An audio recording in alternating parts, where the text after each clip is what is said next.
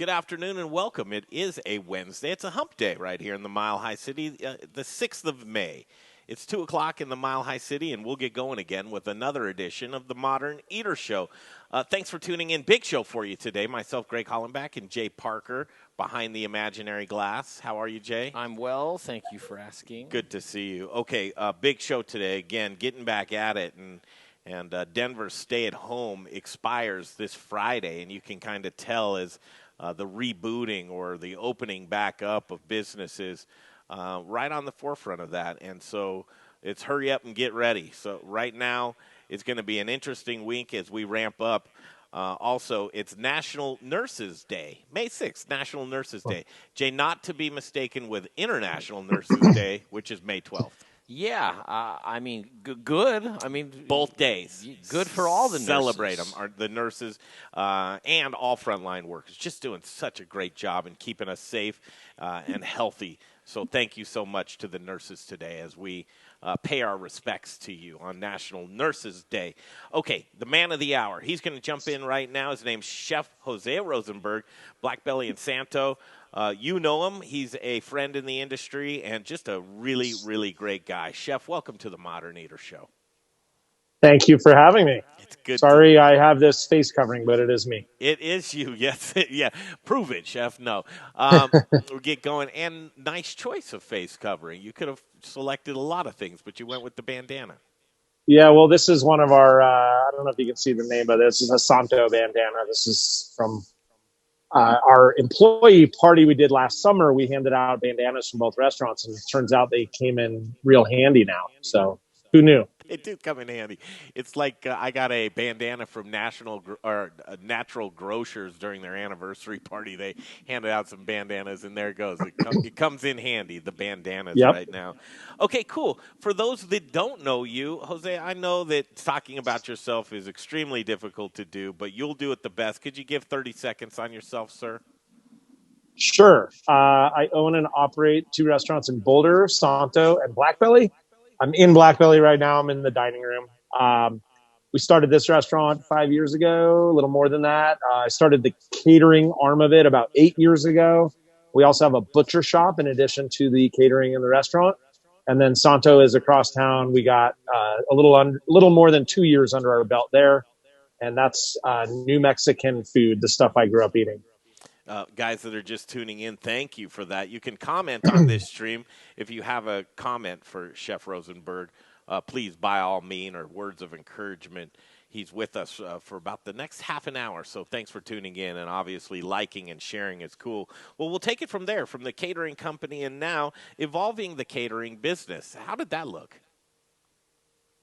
How did it look originally? Yeah, well, you started out as a catering business, and then you methodically, and I kind of know the steps, but you just added very methodically to your business and to the point you are today. So how did you evolve out of that catering business, and what did you pivot to? It all sort of started with a food truck, and then that turned into doing more and more events. And then I partnered up with a buddy of mine, and we started doing some farming, started raising some animals, growing produce. And the catering started to really take off. The kind of thing we were doing was very farm to table, seasonal, like a little bit higher end than what a lot of catering companies out there were doing. We started to grow, and I was actually looking for a new commissary kitchen with some storage. And I found the spot I'm standing in. It was a very different look at the time. And this was originally just going to be a kind of kitchen, prep area, storage. But as we started doing some meetings out here and looking at the space over and over, we realized that it was a very underserved part of town. So we decided to go all in and build a bar and a restaurant. There's a lot of space here. So it gave us the opportunity to do the catering as well as a restaurant all under one roof. And it just sort of turned into this, it was originally going to be just sort of a little cafe, do lunch, grab and go. And then it was like, well, if we're going to do it, let's do it. So we ended up doing a kind of more high end, full-on restaurant, and then we incorporated the butchery aspect, which is something I've been interested in for a long time. Got some guys on my team that are really good at cutting, and so we started. When we finally did open, it was a restaurant, bar, and butcher, all under one roof. We've since expanded to next door and added a lot of space for our butcher team. I'll take you over there in a little bit. We have the only whole animal butcher operation in Boulder. And we're also the only licensed charcuterie maker in Boulder County. So we've got a lot of cool stuff going on. Wow. So very artisanal. Where did you get your love for just great products, great food, local farming, local ranches, local purveyors? Where'd you get your love for this? How did it all? When was there a day that it just you had that aha moment that it all made sense to you? Because this ethos is very, very unique, but basically what the modern eater loves to pride ourselves on as well. So very cool. How'd you fall in love? Well, I mean, always as a chef, you want to be working with the best ingredients possible. I think that's a big part of making great food. You got to have the right product. And I did have sort of an aha moment. This was about a year after my little stint on TV, which helped give me a little notoriety. And I was out in California in Sonoma doing a festival with a bunch of other chefs. And at the end of the weekend, they threw a big party for us, like kind of a thank you dinner. And they had this team, this husband and wife team, come and cook for all the chefs that were staying there and doing this event. And I was chatting it up with them in the kitchen. And they owned their own property, and they had a farm on it, and they were raising their own pigs and some other animals, and they had a huge amount of produce they were producing. And it kind of could be distilled into this big pot of pork and beans that they were cooking up. They had grown the beans. They'd raised the pig. They made the sausage out of their own pig. And it was really cool to see them bring all this food that they had raised. And so it kind of was this light bulb like, well, I can do that. You know, I just got to find the right people that we can raise our own animals and cook it ourselves and do everything vertically, you know, like have a hand in every single process from life to death and beyond. Was it a I can do that, or was it a I have to do that? Well, it was I want to do that. I don't know if I can do that, but I'm going to try to do that. Yes, absolutely. And we're still trying. Not easy to pull off, and you're very humble. Winner of season 5, Top Chef, and what was that? 2009.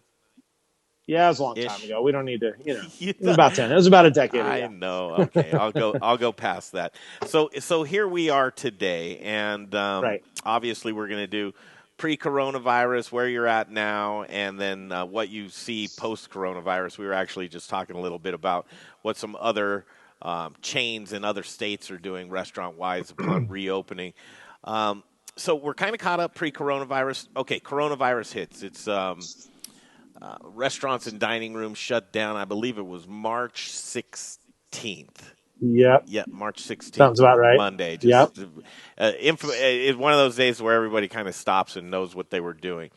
That day when you heard that you're closing down your dining rooms, were you ahead of it the week prior, that Friday the 13th? Were you already making plans, or where was your mindset at that point in time? Because I know. Yeah, we were definitely ahead of it. We knew this was coming. We saw what was happening in other cities in the West, and it was kind of a no-brainer. Like, we just had to kind of shut it down. So I had a meeting with all my guys. I think it was that like Saturday in between, and you know, it's like, we're going to have to get rid of the staff. We're going to have to keep the managers. And so what we did, it was sort of like triage. It was like, all right, for temporary, I want to keep all the key people, all our management team, but they're going to have to take a pay cut. So everybody agreed to a deferred 50% pay cut.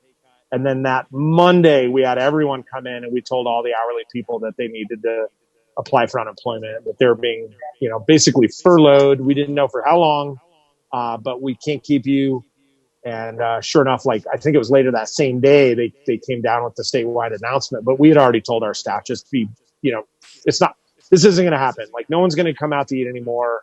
You might as well just get in front of the line. And that's kind of what they did. Your thoughts at that time, your emotional state? Well, I was really hoping that this was all going to be very temporary, that this was going to kind of sweep past and not affect us too much, and, you know, put us out of business for a week or two, and then everything would kind of get back to normal. At least that's what I was hoping. But I've been in this business long enough to know that you can't, you know, pay the bills with good intention. So the first thing to do was to try to cut any expenses that we could. Mm-hmm. But at the same time, I didn't want to close, and we never did end up closing. What we did was reduce our hours, reduce our days. We went down from 7 days a week to 5 days a week. told my whole staff, the guys that are staying on, first and foremost, I wanted them to be comfortable. I told them, and we still check in on everybody every day. Like, if you don't feel safe, if you don't feel comfortable, you don't have to come into work. You have a job when this is all over, but be honest with yourself and be honest with each other that if you don't want to come into work, don't. But those who stayed and, continued to do it, we decided to just be open 5 days a week. That way we can all work the same days and keep our sanity. Have 2 days where we just shut it down and everybody goes home and relaxes. And let's figure out what we can do. We're good at catering. We're good at we have like a kind of a market in our butcher shop. So we're already really good at doing food to go in boxes. And, we knew that was going to be kind of what it all came down to. So it's like, well, let's just leverage our strengths. We have a butcher shop. People are going to need meat. Mm-hmm. They're going to need dinners to go. They're going to need sandwiches. Like, let's just keep doing that stuff and hope that it is allowed. And how to go. And we're still doing it. I mean, it's kind of the same program. We're still on Monday through Friday right now. We're putting plans together to be open for the weekends very soon. We're slowly adding more staff. We've found some good systems that work. I mean, I don't know if it's still behind me, but we got some like charcuterie packs right here that are going out the door, and a bunch of brownies. Nice. It's one of our chefs. We're doing a lot of grab and go, a lot of delivery, but we're also linked up with a couple programs where it's like one of the programs is Feed the Frontlines. And this is something that was put together by a local group. And they've got a network of restaurants and then hospitals and first responders where we get funded a small amount of money to put together these boxes of food. And it's for hundreds of people at a time. Mm-hmm. So it's a win-win. They're getting fed, but we also get some money in to be able to make this food. We're not just giving it away. Not a lot of money, but it's enough to kind of like pay for that one day, and just kind of one day at a time.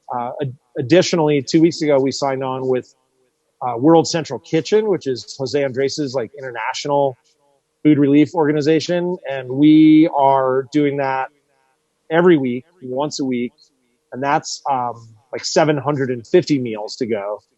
So between those two programs alone, we've got a nice little steady kind of thing that we're doing. And then we got our customers. There's some diehard fans of ours at both restaurants that want to support us and keep buying food from us. And we've seen it slowly kind of build and build back up. But one of the things we do at both restaurants as well is these breakfast burritos that people are just in love with. So that's kind of kept us going too. So we got a couple different programs that we kind of mix in, and it all kind of seems to be somewhat working. Well, I know one person that you can rely on to be a diehard fan. He was on the stream yesterday. He says you feed him constantly. Chef Kelly Whitaker he's grabbing food from you every so often. He says you're keeping him fed. Right on. I love Kelly. We're holding down the east side of Boulder. Yes, you are. I've been using his flours and grains at home. I've been getting really into baking. No one else is doing that, I'm sure, but we're feeding each other. That's great. That is great. We continue on, and Chef Hosea Rosenberg taking the time out. He's at Blackbelly right now, and kind of being able to lean on your roots in catering right now it was a great way to pivot backwards, right? I don't even know if it's pivoting backwards, but like you said, we know how to do this, and we do it well. Kind of cool to have that in your arsenal, right? Yeah. Well, we've got a lot of like cooler space, so we can do, like I mentioned, with this World Central Kitchen. That's they want you to do like these family packs. So every Monday we have to have 188 4-packs of food. You need space for that. Luckily we've got like walk-in coolers set up for catering. We've also got a lot of like equipment to move stuff around and like portable coolers and trolleys. Like we're used to moving food around and packing up large amounts to go. So that gave us a little bit of a leg up being ready for this. A lot of stuff got bought up real quickly when this thing happened, like chest freezers and ice chests. Mm-hmm. And we already had a lot of stuff. So we were able to kind of pivot pretty quickly into just focus on being kind of a commissary kitchen. No one's coming in the door. So we got to just, like I said, we repurposed our dining room. And it's just sort of a production area right now. Just so. And I'll take you over to the market. So this side, I'm going to walk you through the dining room here, and then we go in here to our butcher shop, which is through the door. Try to back my way in. So we're selling all this stuff right now. This is all our house-made charcuterie, and we've got our, people are looking for good quality meat right now. So this is all stuff done in-house. Our butcher team, we got our cured meats, and got a couple pigs here hanging. Those are going to be cut up tomorrow. So we're giving people what they want, which is quality food that they can trust. Here's our curing chamber. I thought you might like this. Wow. So we got some stuff here that nobody else has, and that helps us stay in business too. Why is that so? Yeah. That's just so sexy to me. I don't know. I wish you could smell it. It smells really good. Oh, I'm sure it does. That's fantastic. Yeah. The layout of there was very impressive. How you have that kind of partitioned off into sections. Show us the lay of the land in there, kind of, if you could. How many square feet are you working with? Well, let's come into the front door. So there's two main entrances. So this is the front door. I'm in the front door of the butcher shop right now. Okay. And if you look, spin you around here. Right over there is the front entrance to our restaurant. So they're adjacent. Gotcha. When we first took over the restaurant, there was a donut shop in the space I'm standing in, and they went out of business, so we took it over. So we expanded our butcher operation. So this is like the butcher and market. Mm-hmm. So if you see behind me, there's some community tables, and there's a counter. And so this side is open mainly for breakfast and lunch, and then all the butcher meats. Uh-huh. So we've got like tape on the floor to keep everybody 6 feet apart. Sure.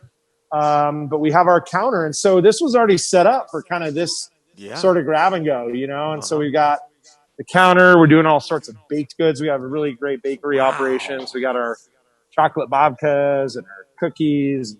All of our sandwiches and soups and salads get made back there. And then where I was a second ago was the main dining room.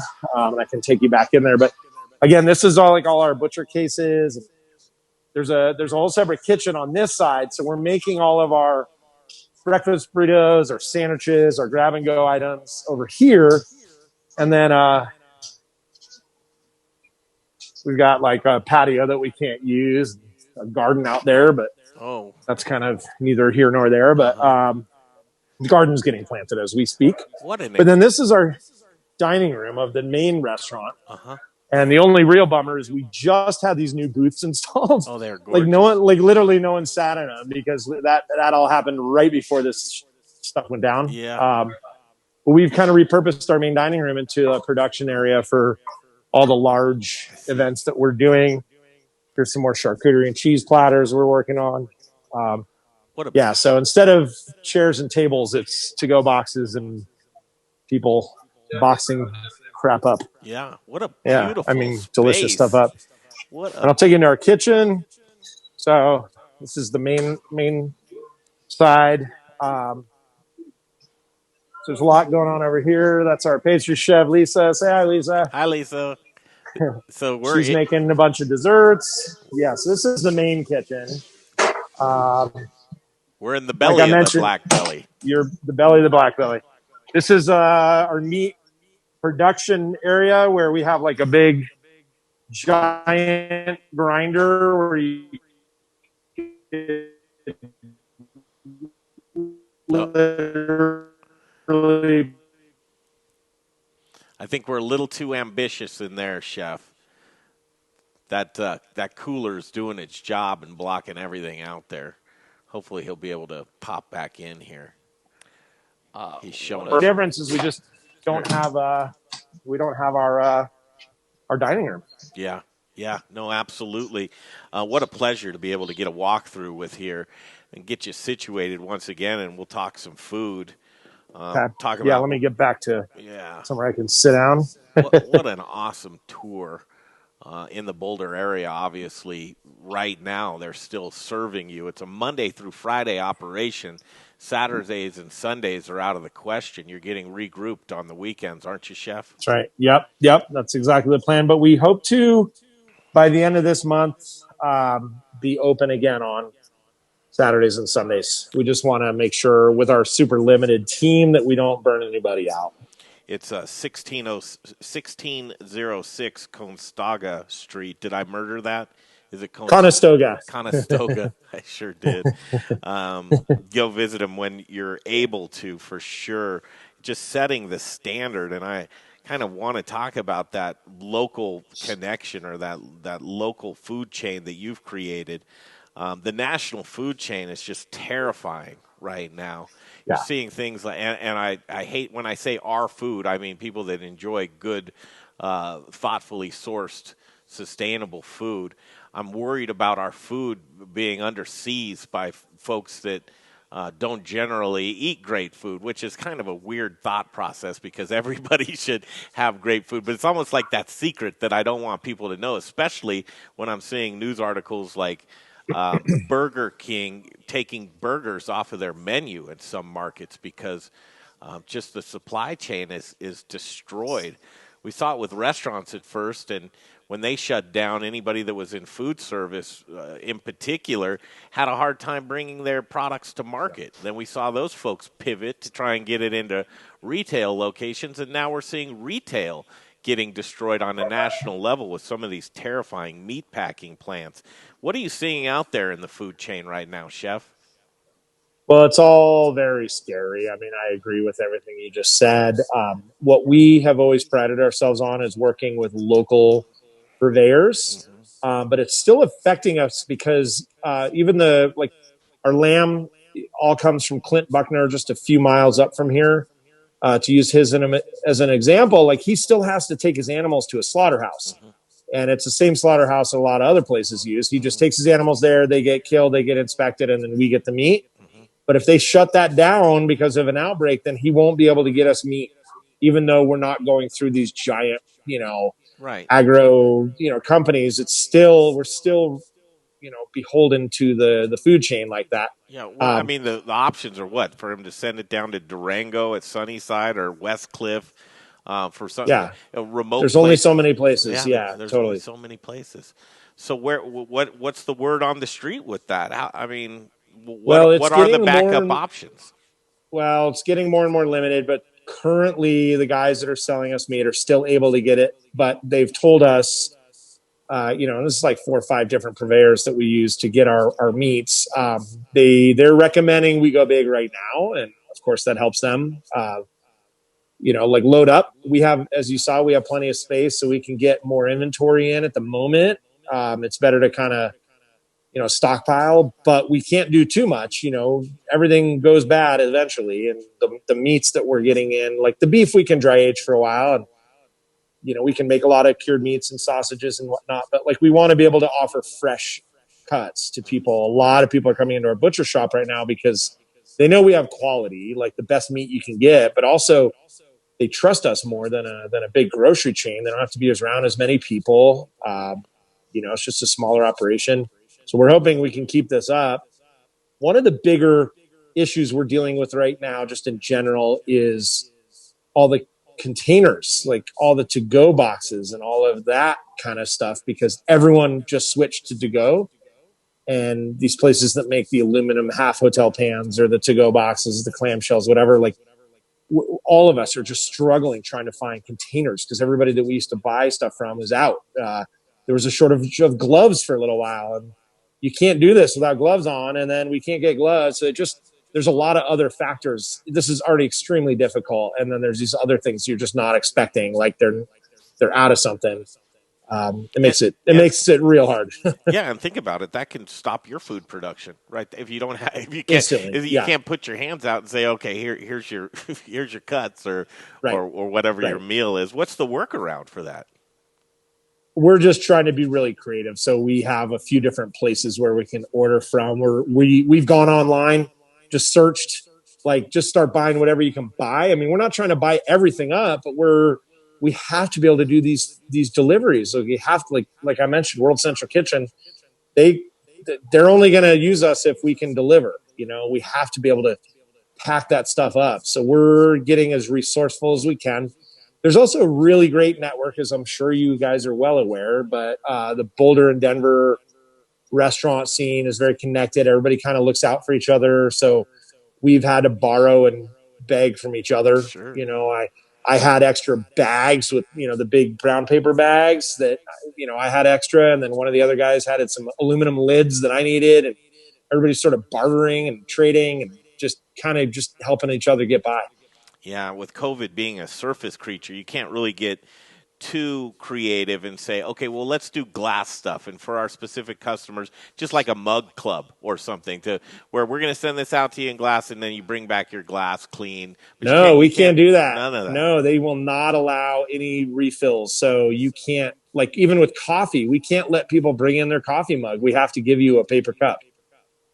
That's the law. So it's just crazy. So now we're being more wasteful than we want to be, but we can't allow anybody to bring in their own vessel because we don't know for sure that it's sanitary. That's too much. The old world butcher shop approach. Mm-hmm. Why did it go? Why did it go away from that? I mean, and then reintroducing this. I guess it's not really reintroduction, but why not? Why isn't there more of this? Well, there's a few reasons. I mean, Americans love convenience. They love speed. And you can go to Costco and all that stuff's laid out for you and it's cheap and it's easy. And you don't have to wait for somebody to cut it up. We wanted to do this mainly because we want to do everything ourselves. We want to cut these animals up and show people this kind of old world art of what we do. We're also supporting the local farms. They're giving us animals direct. There's no middleman. I think I know it's extremely expensive to do it this way. It's actually cheaper for us to just buy steaks pre-portioned and throw them on the grill than it is for us to buy a whole cow and to cut it up because of the labor. Even though the food cost is lower, we spend so much money on our personnel to do this. It's tough. And that's why you don't see a lot of butcher shops out there because big chains have just totally made it, sure. Price, they just get priced out. Yeah. So who's your customer? Our customer is like the foodie, people that really care about the ingredients and want to hear the story. Because the guy at Costco is not going to tell you where that pork came from. He probably doesn't even know what state it came from. We can tell you the name of the farmer, what it ate, how old it was, the breed, all that good stuff, how to cook it. You can look at the loin and decide which end you want your steaks cut from. There's just a real level of, there's that personal level, but it's also custom. We're a custom butcher shop. We'll do anything you ask for. The connection to your food, the connection to the stories, the supporting a local farm and a ranch that, to me, I don't know, man, it makes my food taste better. It truly does. People like the story, and that's what you mentioned, and we want everything that we sell to have a story behind it that we can tell the customer. Colorado's bounty. What are some you love this state and you love its agriculture. What are some of and you like to do business with folks close to you as well. Mm-hmm. What's the meaning for that, and what's some standouts for you? Well, one of our favorite producers of produce is Mark. He owns Esoterra Culinary Garden. We're trying to buy some stuff from him right now. Again, it's really tough because of the sales. We're at about 25% of our sales compared to what they should be right now. Mm-hmm. So we obviously don't have a lot of free flowing cash to support the best people and the best products because it costs more, but we're doing it. We're doing our best. So he's like, if COVID wasn't happening right now, we're just doing our normal business. This would be a really fun time of year because there's all sorts of greens and, sprouts and shoots and, little things coming up. A buddy of mine's picking morels right now, asparagus, all that fun spring veggie bounty is just such a great time. But Colorado's got great produce all throughout, the few short months that we have are amazing. And I love a lot of the produce from the Western Slope, peaches and corn. The melons we get from down south. There's just some really amazing stuff. But a lot of the guys locally, just at the Boulder Farmers Market, is just mind-blowing in the middle of the summer. We get some really top quality stuff. Beyond just great ingredients and the bounty that we have here in Colorado, we're all about local and local businesses and championing that. I'd much rather put shoes on some kids' feet than another boat in a corporate yard I mean, any time of the day, but more important than ever, support local, right, Chef? Mm-hmm. Absolutely. And that's, going back to that story we tell, that story about the food on the plate, especially in the dining room when we're doing like a composed dish, we can tell you where every ingredient came from. And usually it's like just, walking distance from our restaurant. That's something to be really proud of. No doubt. Where do you go? So we'll go to post-coronavirus and kick it around. And if you got a couple of minutes left with you, I'd really appreciate it. Where does your growth go from you and your team? And you've got some great people around you. I know with Ian and Aaron. Is that how you say Aaron's name? Arun. Arun. Yeah, Chef Arun. I love that name. You got some great talent around you, but where do you guys go from here? I've been saying it through some of the most devastating fires that leave by some of the most destruction you could possibly imagine. Has some of the leaves you with the most fertile soil. I truly believe that there's going to be a lot of fertile soil out here, and folks are going to pivot, and their businesses may not have the same name or even be in the same location, but it's going to get figured out. There's just a lot of creativity that goes on out there with folks in the entrepreneurial spirit. But where does your business go from here? Is it farming? Is it, or is that just like, hey, listen, man, let me just get this thing running again? Well, as I mentioned before, it's really important to me that we didn't shut down unless we absolutely had to. Yeah. It was questionable there. There was a couple of days where we didn't know what this was going to turn into, but we dug deep. We kept it going. So now we're kind of trying to rebuild it, and we may be doing some things very differently. One thing that we had a long discussion about this morning is the way we pay everybody is going to change forever. We're kind of all in this big boat together, and obviously managers, people running the show need to be taken care of, but there's been a big pay disparity forever, and so this gives us a chance to hit the reset button. So now everybody that's an hourly employee, everybody that's an employee, not a manager, is in the tip pool together. We're not just giving the tips. Chef. Yep, I love it, man. We did it, and we're doing it, and it's just been great because one thing that's been amazing lately out of this COVID thing is the customers that do come in are tipping really generously. So it gives us enough money to give to everyone. So everyone basically got a raise, even though their hourly base pay went way down. When they are part of that tip pool, they're actually making more, and it's more of a team spirit. And I'm hoping that we can rebuild both of our restaurants under this model where if you're an employee, it doesn't matter if you're a busser, dishwasher, head server, whatever, you're all working together to make that money. And I think that's going to really change the dynamic in our restaurants. I do too. And in many restaurants, man, make this a career again. Yeah, make it livable. Make it the family. Don't break up the band because one person in the band can't live. It just doesn't. Yeah, absolutely. Absolutely. I love it. I've been saying, and listen, what were we 6 months ago? We were talking about, well, how are we all going to survive with this tipped employees and minimum wage increase? And look what we're facing now, right? Yeah. It's insane. It just really puts things into perspective. I'm so glad to hear you doing that. Now the reopening. So ethics is everything to you, and I appreciate that so much. But here it is, New Cut Road. Even the bureaucrats don't know, man. Everything is speculation. Just like, here's how it should look, here's how it would look. Keeps going back to like safety and cleanliness, which renownedly, I mean, your businesses, you could probably, without a doubt, say we've focused on that since day one. That's what we do. We're good at that. So that won't even be a question. But when they say, okay, here it is, chef, you've got the green light, you can go ahead and open your doors, but it's going to be 50% capacity. We don't know how you're going to have a dine-in experience. We're leaving that up to you. Will you say, you know what, we're doing this right, and it took us a little while to pivot to this point to where our team's actually in a groove, we're just going to hang out and wait, or are you going to get right back at it? Well, part of the answer depends on how many people actually want to come back to work, because that gives us a little more idea of what we're capable of. But I think right now for us, it's like a slow rebuild. As I mentioned, we're going to start doing the weekends. We're figuring out all these programs, off-site, drop-offs, delivery, catering, grab and go. We're talking to our landlord about roping off half the parking lot and turning that into like a big outdoor seating area where we can keep the tables really far apart. I'd love that. Opening the dining room at 50% or less, to me, doesn't make a lot of sense. you got to have your cooks and your servers and all these people working. They're supposed to stay apart from each other. It just seems really silly. I'd rather if we can go outside and keep the tables really spread apart. We don't need a lot of staff. We can still pump the food out. This is very touch and go. I don't have the answers. I don't really have a master plan yet. It's like the main thing is just like, let's not fail. Let's not go out of business. So let's be really smart about how we spend our money.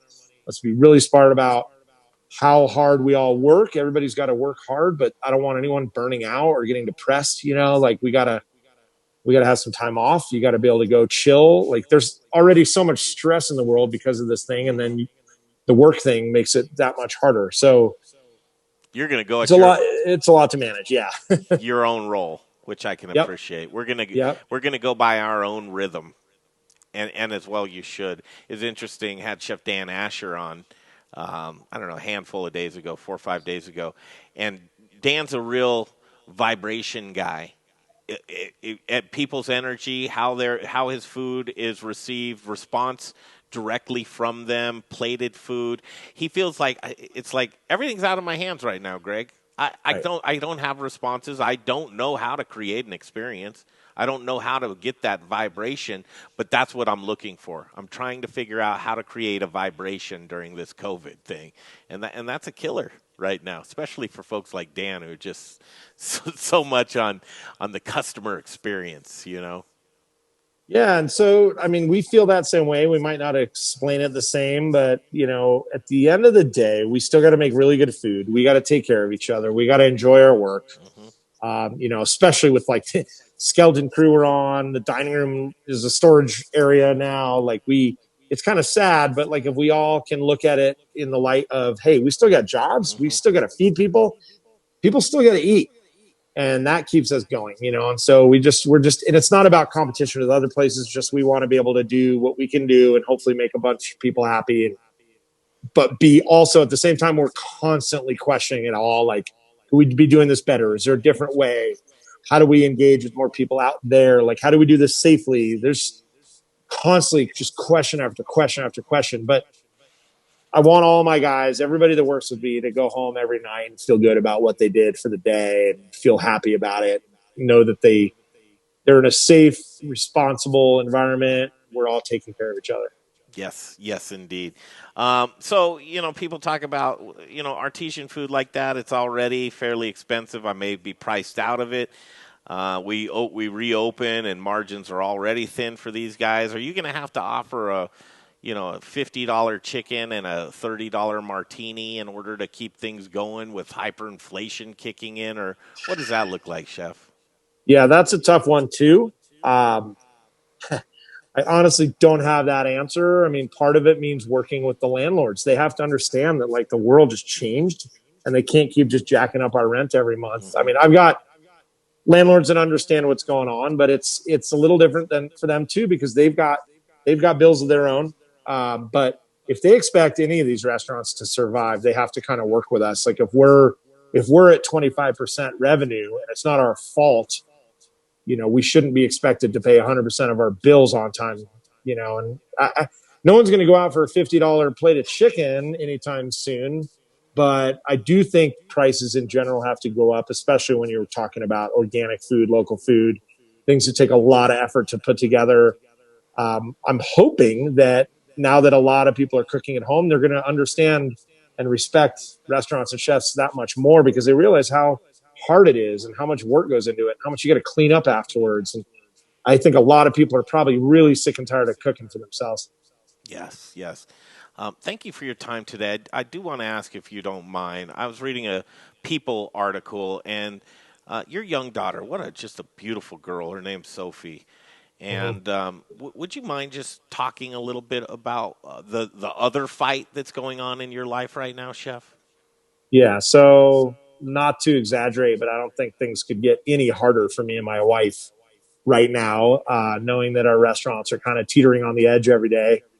But at the the last day of February, I think, we got a test result back from the genetics department at Children's Hospital. Our daughter's been dealing with some weird stuff since she was born, and she was misdiagnosed with juvenile arthritis, which is what we thought she had. Her her wrists and her ankles were always a little swollen and painful. But it turns out she's got one of the most rare genetic diseases there are. She's one of 30 people to ever be diagnosed with this disorder. It's called MCTO, or multicentric carpotarsal osteolysis. And it's this really strange genetic anomaly where the body starts eating away at the bones, and it starts in the wrists and the ankles. And so if she's not, if there's no cure found, in her case, she probably has a couple years left where she will have the use of her hands and her feet. And so most kids that have had, I mean, there's only been 30 ever, but by the time they're like 7 or 8, they can't walk, they can't use their hands. It's also very likely she'll have kidney failure. So we're already talking to people about how would we do a kidney transplant. She's turning 3 this month. It's really sad. She's very vibrant, very smart, very energetic. She calls herself a ballerina, but she already has trouble walking. She's kind of always off balance. She can't go upstairs. She can't run. She can't jump. And it's just extremely sad. But she's such a wonderful little person, and she's got so much potential. And it just, this is out of the blue. It's nothing that was hereditary. We didn't pass it to her. It's just one of those random things that happen in nature. So we started a foundation called sophiesneighborhood.org, and we're going to start doing a lot of fundraising. We're going to do the first big event at the end of this month. It'll be virtual. We're going to have an auction where we're auctioning off other chefs that we know and products and furniture and trips and all sorts of stuff. Obviously, if it's a trip, people will have to, think about the next year or whenever they can travel again. But our goal is to raise $2 million by the end of this year for her, so they can start doing some genetic trials, because there is no cure and there's no treatment currently for this disease. We are 100,000% behind you. Thank you. In any of your efforts, whether it's fundraising or getting silent auction items or reaching our audience. That fight is, I can't even begin to imagine how difficult that is. How's Sophie's spirits? She's great. She doesn't know what's going on. She's too young to understand it. She knows that she has trouble walking. She always needs our help to go up or down stairs. She can make the steps, but she just can't put the pressure on herself. So, she just adapts like humans adapt. And she's just an amazing little person. She's so funny and she's just wild. She's great to have around. So her spirits are amazing, but she's in pain. She'll complain about her wrists. Her fingers will kind of lock up on her. And it's just devastating for my wife and I. Yeah. And, we're just doing everything we can. We're trying to remain positive. We have some dark days, but we're trying to remain positive that we're going to do this and we're going to figure this out. We're going to find a cure. Absolutely. I fully believe it. And the power of just positivity, Chef, through all of these things. And you're probably like, well, wow, how did I get so lucky in 2020, right? Yeah, right. I mean, throw everything at you in the world, but your family, how important is that? So thank you for sharing the story. I think that's probably one of the most difficult things, is coming to terms with there's something wrong. That it needs to be addressed. And at that point, moving forward and just keeping your daughter happy, that smile on her face. So it's Sophie's Neighborhood. How'd you come up with that name? So she's a huge fan of Daniel Tiger, which is this show. It's sort of like second generation Mr. Rogers' Neighborhood. Uh-huh. So it's Daniel Tiger's Neighborhood, and it's like her favorite show. So we just decided to call it Sophie's Neighborhood. Done and done. Thank you for your time. Great interview. You're an extraordinary man, truly, and you mean so much to a lot of people. Keep that strength up, and make sure you're pruning that tree. We need that trunk nice and healthy. Keep all the other stuff trimmed down, and make sure you're giving your best, and I know you always do. Thank you, Chef. Thank you. I appreciate you guys having me on. Extraordinary. Okay, thank you. There he is. Chef Hosea Rosenberg, man. I had to stop there before I had a little tear. Yeah, it's one of those things to where perspective of just what you have. What matters? What's important, and when you think that you're going through, tough times, there's always somebody that can talk to you about it. Yeah, if anybody's going to get after it and get it, it's going to be Hosea. That's for sure. And what a network of folks that he has. Just supportive as all get out. And I look at this People magazine. I'd encourage you, just Google it. It's a People's magazine article. Put Hosea Rosenberg into your Google engine, and you'll see this sweetheart of a young girl, 2 years old. Her name is Sophie, and she's just gorgeous. Fantastic. We have Dr. Blanchet joining us from back into Boulder Internal Medicine. And Dr. Blanchet, good to see your face, Dr. William Blanchet. It's good to be here. Thank you. You shaved or something.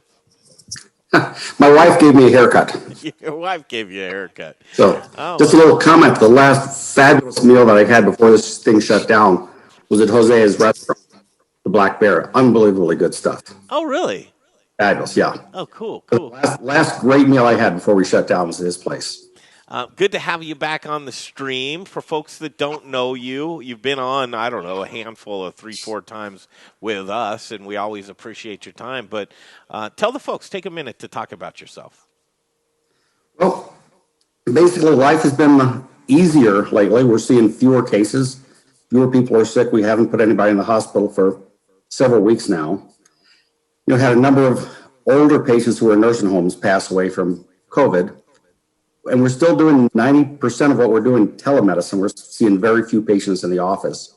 But we're starting to look towards lowering the threshold and seeing more patients in the office. And how can we do that in a safe fashion? How can we do that in a fashion that doesn't increase anyone else's risk? That's what's on board right now. And so we're going to start opening up is too strong a term, but we're going to start lowering our threshold and letting patients come in for real live visits rather than just telephone visits starting this coming week. So we'll see. Hopefully the trend towards reduction in hospitalizations and reductions in death in Colorado continues. And hopefully we can start seeing things open up in a fashion that doesn't increase transmission of this disease to a point that the disease explodes again. Mm-hmm. We'll see. I'm a little bit less stressed than I was a few weeks ago. I'm not back to normal yet, but it's life remains interesting. Very well put, doctor. I like that. From somebody, here it is, medical and science, and you're used to facts and delivering the straightforward news. It's hard to just speculate and be in the unknown. We're seeing a lot of that. But so let's dig in. Testing. Yes. Testing, 1, 2, 3. Sure. Well, testing is still not where it needs to be yet, but it's a lot better than it was. I mean, right now in my office for my patients, I currently have adequate testing. I can do nasal swabs, I can do antibody testing, and I'm not sure I'll still have adequate testing next week, but I have adequate testing now, and that's good. So from my perspective, that's great. But we had to look all over the country to find someone who had nasal swabs who could provide us with enough supplies to do adequate testing. Most people in Boulder don't have access to adequate testing. And so that remains a real issue. Less for me, still an issue in Boulder, still an issue in legitimately opening up restaurants and saying it's safe to go because we have enough tests. What if we had enough tests, we could test the entire staff every 5 days? That'd be fabulous. Social spacing, spatial distancing within the restaurant, testing the staff. If we could do that, that would make things dramatically safer. We're still not quite there. We need to kind of get there. Let's talk about that. So who needs testing? I don't have any symptoms. Do I need testing? You probably don't need testing unless you are in a position where you might put somebody else at risk, in which case it would be good to know that you don't have the virus.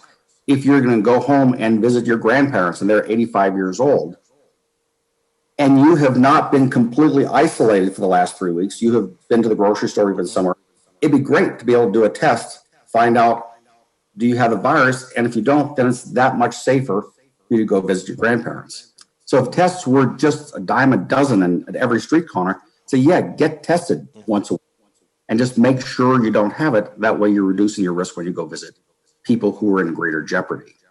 I think for myself, for healthcare workers, it would be great if we could be tested twice a week, just to, on an ongoing basis, make sure that we're not shedding viruses and not exposing people to risks. Now, we wear masks all the time when we're with patients. We wear masks when we're with each other. The only time I don't wear a mask is if I'm in a room with nobody but my dog, which is where I am right now. But absolute full access to testing would be fantastic. It's a dream. It's not happening. Okay, Doc, my mother, she's been isolated for quite some time. Does she need testing? Yes. If your mother's been truly isolated, then she's not going to benefit from the viral testing because she hasn't been exposed. Now, she thought that she had it in like December. She had flu symptoms in December. If she had flu symptoms in December, she probably had the flu in December. Because when you look at the number of cases of flu we had in December and the number of cases of COVID, didn't have anything but a very rare case of COVID up in Vail from someone who flew in from China to go skiing in Vail. And so in the Denver area, we probably didn't have any or very, very, very few cases of COVID, probably zero. We had the flu. Now, because of this spatial isolation, there's no flu anymore. The flu is gone. Normally this time of year, we'd still have a moderate amount of flu. The flu is gone. There's no flu. But the COVID is still there, albeit coming down. However, if she had COVID in the past, she would be an ideal person to get an antibody test. Because if she gets an antibody test, it's not perfect science, but it's pretty darn good science. If she has the antibody test, she has a dramatically lower risk of being infected, and her safety to go out and do things would be substantially bolstered by having positive antibodies. And so in her case, the nasal swab, no. The antibody test, maybe. But if she'd been sick in January or February, I'd say the antibody test would be a great idea. The fact that she was sick in December, yeah, not so much. Not so much. Interesting. And with the antibody test, you got to be a little cautious because there are some false positives out there. There's some tests that are just too easily turned. Oops. Doctor's frozen. Let's see if we get him back. Antibody test that has very few false positives. Oh, there you are. You're back. Okay, good. So on the lines of testing, driving into work today on Spear Avenue, I saw an urgent care with a big sign out front that says testing now available. I thought to myself, well, that's going to cost a fortune, first of all. And secondly, I'm thinking to myself, is this now turned into a money-making enterprise? Well, that's a risk. That's a real risk. And so with the antibody tests, because until very recently, the antibody tests were not covered by insurance. They weren't FDA approved. Insurance wasn't paying for them. So if you did an antibody test, it would be a cash out of your pocket test. And anytime we're in that dynamic, there's a potential for people misusing that test. The good news is there are now some FDA approved tests. And so the last time I checked, LabCorp had an FDA approved test that they were billing through insurance. And so in our office, we had a finger stick antibody test with a 15-minute turnaround that checked out very, very well. But it's not FDA approved, and we had to charge patients for that. Now that we can send the test to LabCorp, we're no longer doing that test. We're just drawing the blood and sending it to LabCorp. And so in my practice, no, it's not a money-making thing. It's a money-costing thing because it costs me more money to draw blood and send it off than we get paid for the reimbursement for phlebotomy. But places that are doing the finger stick, the non-FDA approved tests, where you have to pay $50 or $100 for the test, yeah, there's a profit margin in there, and that's a risk. The other thing is, if they come in and you're going to do a viral swab, all the viral swabs get sent off to a central lab. But if they charge a high-level evaluation code to do the viral swab, it might cost you $50 or $75 or $100 to talk to the doctor, nurse practitioner, PA before they swab your nose. That can be a cost. That can be a moneymaker for the situation. And maybe that's what motivates. I would like to think that's motivated because these have been hard to come by. And if you have it, you just want to say, hey, I got it. But you're right. It can be misused. It can be made into how do we generate more money. Okay. Will there be a time where it's like an obvious time to where people say, okay, now I'm going to go get my test? It's available, it's easy. Will people know that this is the right time to get tested? Well, I think as time goes by, questions like this become much, much more obvious. I can say right now that if you're somebody who is in a field where you have to be exposed, you're a frontliner in any circumstance, whether you're at the grocery store, stocking shelves, checking people out, in the emergency room in an ambulance, or interviewing people, and you have any symptom, you ought to get a nasal swab. You ought to get a test because you want to find out, are you one of the minimally almost asymptomatic folks? Get that test. Hopefully soon people in those categories can be tested routinely, just so they'll know as soon as they turn positive and they can stop exposing people until they turn negative again. But right now, like I say, in my office, I have enough tests to take care of my patients need to do with tests, but I'm not going to put a sign out on the street trying to get other people to come and do the tests. Gotcha. This is for my practice. Perfect. Okay, let's go through just a quick series of true or false, just from your medical opinion, right? And this is going to be restaurant related. And then if you do have a kind of like a qualifier, just spend like a sentence or two on what that qualifier would be like. True or false, is it going to be of benefit to have open air seating, meaning outdoors, than indoors? Will that be a medical benefit as far as spread goes, to be outdoors? That should be a medical benefit for a couple of reasons. One is you're wafting air through there so any viral particles get blown away from the crowd. And number two, if there's a ray or two of sunshine, there is a value for the sunshine killing the bugs. So yes, I'd much rather sit outside in a restaurant. Is social distancing inside of a restaurant necessary? And if so, is the 6 feet or more? Should it be more than 6 feet? Is 6 feet adequate? And is it useless? It's just to appease people and make them feel better. So a major way that virus, and I'm sorry, this is not a yes or no answer. A major way this virus is transmitted is through particles of water.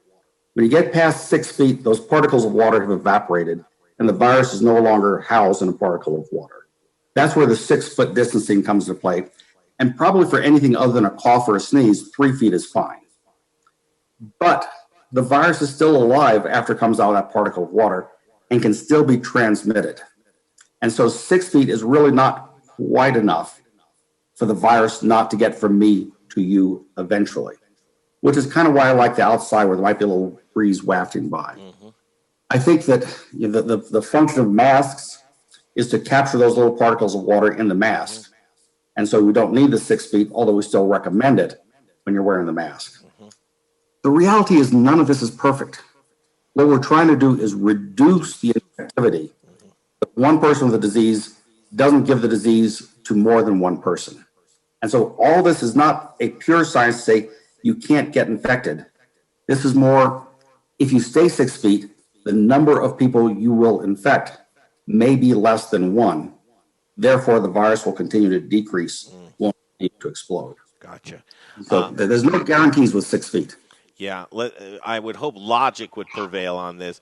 Some restaurants have booth seating, and their preference would be to put up a tall partition, 3 foot partition above their already 4 foot booth seating, which would allow for that separation. It's being told to them, no, that's not adequate. Those booths still need to be 6 feet apart. If you had a partition between the booths, doctor, how wouldn't logic prevail that going up and over that would probably be about 6 feet away? Yeah. Would you find partitions in booth seating to be adequate as 6 foot social distancing? If the pathway that the air has to travel goes up 3 feet and down 3 feet, even though the person may be a foot away from me, that's 6 foot distancing. It is, period, in a discussion. Hard stop. That's 6 feet. That's going to be useful information to a lot of folks, especially as they're looking to lobby for these provisions as well. What do you do with bar seating, doctor? If you are with somebody that you know and you spend your time together, it's your wife or your daughter or husband, whatever it is, should you be allowed to sit next to each other? I think that anyone who's in a family that sits next to each other in the family, who exposes to each other in the family, should be able to sit on the same blanket in the park, should be able to sit at the same table, at the same bar, at the same spot together in a restaurant. That's logic. That's simple stuff. And that's the kind of stuff that we've spent too much time thinking about. We're going to lose our minds. Yeah, if you sit next to each other at home, sit next to each other in a restaurant, sit next to each other at a park. Let's not be stupid about this. I know as we try and lessen touch points, I think I have one or two more for you, Doctor. As we try and lessen touch points, would it be a medical recommendation to have touchless ordering off of menus, of maybe menus on your phone to where you can go to the website there, or throw away paper? What's your recommendation for menu items? In our office, we are moving to a touchless office.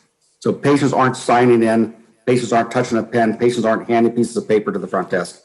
Everything is being done electronically before they get there. If I go to a restaurant, I want the same thing. I don't want to be handed a menu that somebody else had. So I wouldn't mind having a menu on my phone, and I order on my phone sitting at the restaurant. That would be great. That would be fine. You just show me the website to get your menu, and I can order the menu there. When you come to get the bill, I don't want you to hand me a box with a bill in it. I want you to bring me a thing that I can stick my credit card in, take my credit card out, and stick it in my wallet. I don't want you to touch my credit card. I don't want to get my credit card back from you. I don't want to get a slip from you. I don't want to get a leather folder with my bill in it. Nothing. Just bring me an iPad. Let me swipe my card on the iPad and call it good. And I'll even tell you what kind of tip I'm leaving, so you can type, click the 25% tip. That's what I would want. I wouldn't want any more touching than I need. Last one for you, Dr. William Blanchet, Boulder Internal Medicine. Thank you always for showing up for us. Here it is. As a medical doctor, what is it that would make you feel comfortable overall, the number one important thing to go out to eat again?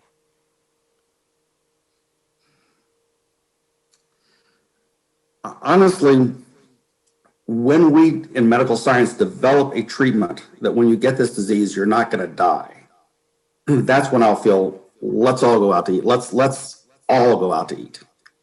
Short of that, I think good social distancing, outdoor patio eating, touchless menus, those sorts of things would help me a lot. But when we get our act together, which I think, I'm hoping, I'm praying is going to happen sooner than the experts tell us, I think we'll come up with something that will make a real difference, and that people stop dying, people stop getting on ventilators. When that happens, party's on me. I'm buying. That's cool, man. So I get that fully. Will you wait a couple when the floodgates open and they say, okay, you can go back into restaurants? Are you going to wait 2 weeks, a month to see how hospitals react and see how cases are before you go out? The two things I'm going to look at is who is going to the restaurants and how careful are they being. Gotcha. If the restaurants open up and people are flooding and coughing and sneezing and hacking and the restaurants are overfilling, I don't want anything to do with that. If that's not the case, I'm interested. And if there's a place that I felt was really safe, I would go there. But when we've been doing it for 2 weeks and we're not seeing an uptick in cases and we're not seeing an uptick in hospitalizations, then I think a lot more people will feel comfortable about going out and doing stuff we used to love to do. Yeah. Haven't been able to do for a while. And that's when you'll be back to Blackbelly again. You got that right. Doctor, good to see your face. All right, You're looking good, my friend. We'll see you soon. Same here. Take care now. Dr. William Blanchet. I love talking to the doctor, Jay. Great interview with that doctor, by the way. Great. I almost forgot I was, touching buttons over here. We are standing by for a gentleman named Steve Chevalier. He's with a company called Cloudbreak Advisory. Steve is a former health department employee. And there's Steve right there. So we'll say hello to him. Good to see you. It's Steve Chevalier, right? Yes, sir. Hey, Steve, before we get going, do me a favor. All I see is a head peeking up from the bottom of the thing. If you could do your camera so that you put your head closer to the top of the screen. Everybody has a request. What, do you want him to have a green screen too? And you want him on a beach in Florida? No, that's good right there. You know, I got to put his name underneath his chin. I don't want him to be eating it. Steve, just put it on my forehead. Steve, don't let me talk about you. Take a moment to talk about yourself and your company, if you would. Yeah, I appreciate that. So, yeah, my background, right out of college, I had a job with a local health department in the Denver area. Started as a health inspector, and then worked my way through program management. I got the opportunity a few years ago to start my own consulting business. Part of our business where we do consulting is around food safety education, as well as compliance mitigation too. So if there's businesses that find themselves in a little bit of hot water with the health department, we come in and help provide some of that remedial training and get them back on track.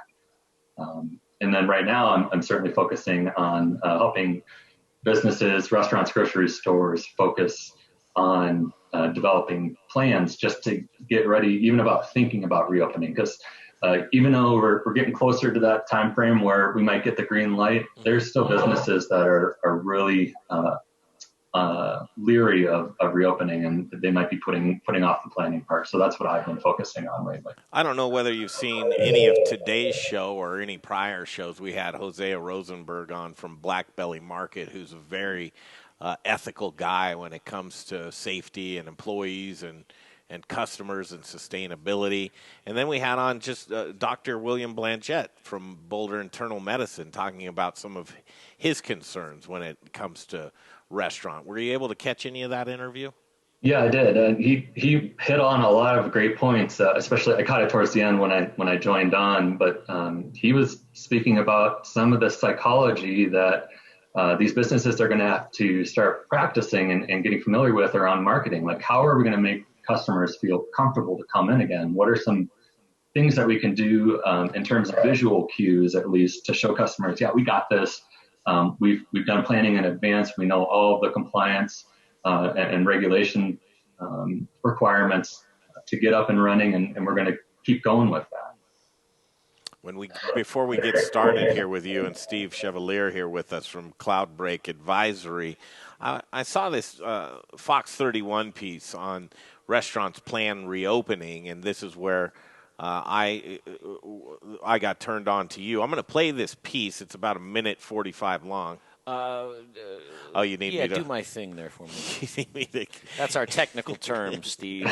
Do my thing there for me. Yeah, get that thing ready to go. All right, I got that thing ready to go if you're ready to go on that end. And then that other thing. Yeah, that one thing, and then the other thing will make this thing work. Okay, this is the Fox, courtesy of Fox 31. A makeshift distribution center. So we did a complete overhaul. Restaurants had to adapt when this pandemic hit. Now they're gearing up to do it all over again. Consider installing plexiglass shields around your register areas. Monday, 50 area restaurants registered for this webinar talking about plans for reopening. Starting to think about layout and how many tables you can get into an area with that 6 foot distancing. Use your outdoor space if possible. Food safety consultant Stephen Chevalier leading the webinar used to be a health inspector. So the more planning that you put into place, Chevalier, the better that you will be able to. If you're French or if you're American, it just depends. Any public health orders that might happen. So we have decided to hold out at least 2 weeks after the announced date. Chocolate Lab in Denver's decided to stick with takeout and delivery for the next few weeks at least. We also want to just make sure that the curve isn't going to start swinging up right before we start bringing people back into our space. But owner Phil Simonson already has a list of ideas for his new dine-in experience. We're going to have 3 seatings a night, so up to 10 people, 3 different times during the evening. And in between each service, the whole front of house is going to get a scrub down. We're going to wipe down the bathrooms. We're going to make sure that the space is clean, sterile. In addition to wearing face masks, Chocolate Lab just bought these plastic-covered shields to also wear when dine-in customers come in. That's going to add a little extra layer of protection. We're going to do our best to keep our distance away from the customers as we're taking orders. Spacing out and serving fewer people at first to ensure reopening safely for the long run. Nicole Fierro reporting. So there's that piece, and a lot of it strikes me, and we'll go over quite a bit of it here in just a minute. But the unseen eminence that's got the world turned on its ear. You can't see it. You don't know where it is, but it's coming to get you, and it could be on any surface around you. So clean, clean, clean, clean, clean, right? That's right. And practice personal hygiene, too. I mean, hand washing is one of your main barriers to prevent the spread of this disease. So that's another cue that customers can be looking for is how much hand washing they're seeing of staff for where they can see back into the kitchen. And they can be looking for glove use as well. It's more than likely that gloves are going to be required for things other than food. So anything for the customer, packaging, food utensils, you're going to probably see requirements around extended glove use. Well, it's interesting with your background being in with the health department and food safety, and we hear time and time again as I'm looking for the National Restaurant Association's reopening guidance, their Bible, the reopening guidance. Man, I'll tell you what, it's 10 pages and 8 of it's just talking about food safety and cleanliness and serve safe food manager certificates and having somebody on duty all the time that's serve safe food certified. First of all, serve safe. For those that don't know, what the hell is serve safe? So Serve Safe is one of a handful of food protection manager certification courses that is now required of at least one person that's part of a restaurant or grocery store operation. So all your retail. Is that possible to have someone there all the time at a lot of locations? So kind of how the regulation is written is that you either have to have that certified person there. So you at least have a certified person associated with the business. If they go on vacation, they do a bank run or something like that, they have to leave a person in charge that can demonstrate competency around food safety. So that would mean things like ensuring personal hygiene of all the employees and proper cleaning and sanitizing frequencies, temperatures, everything that would go into food safety, that person would be responsible for. Yeah, people are going to be on high alert right now as everything will be under scrutiny. You know, if you look a little disheveled as a server or an employee and just the smallest thing out of place, your nails are too long or a little, a cough that's just cough, anything is going to be amplified or magnified. Yeah. So some of the most basic things you would tell people to begin with, right? Dial that in. Yeah, really start planning around some of the things that you had mentioned around your employees. So training them on good personal hygiene practices, training them on good appearance and showering and bathing before work. I know it should go without saying sometimes, but as we all know, there's a wide range of how people practice good personal hygiene. So just having those discussions with staff will go a long way. Oh, you thought that the Yelpers were out there were unbearable? Wait until you see the hygiene police that are going to be out there. Well, I mean, those are the same people, just so you know. I mean, now now they just have something new to complain about aside from there were too many onions on my onion sandwich. That's probably true. Yeah. Lenience from, you're not in that game right now, but you can speculate. Yeah. Is there going to be some lenience on the end of health departments, or how are they going to work to ensure that they're actually helping rather than being a hindrance to restaurants? Yeah, so just from my experience